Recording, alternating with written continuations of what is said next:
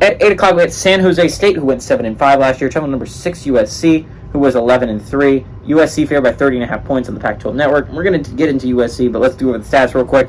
For San Jose State, Chevon Cordero went 259, 426, threw for 3,250 yards, 23 touchdowns and 6 interceptions. Not awful stats, but Cordero really had a pretty decent season for Spartans. Kyrie Robinson had 157 carries for 752 yards and had 10 touchdowns.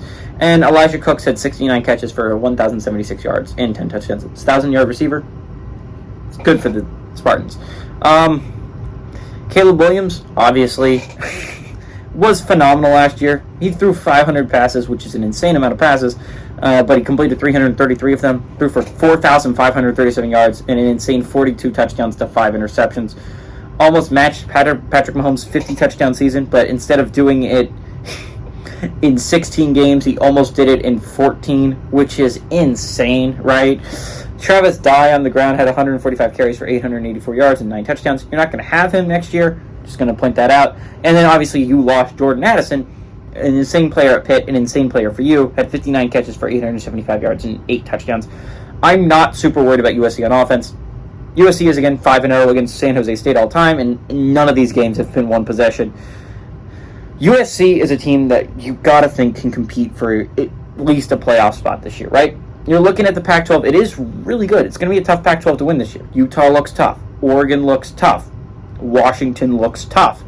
Oregon State even looks like a tough team, not to mention underrated UCLA. But this offense is insane, right? You're talking about a player that has a chance of winning the Heisman in Caleb Williams. This is an insanely great USC team. This is an insanely great Trojans team. It's going to be really exciting.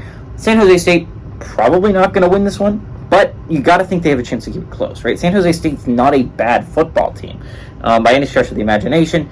I don't think they keep it super close, but I do think they cover the 30.5 point spread, simply because I don't think San Jose State gets shut out on offense. I feel like they put up a decent amount of points, and if that's the case, I doubt USC beats them by 30 plus, right?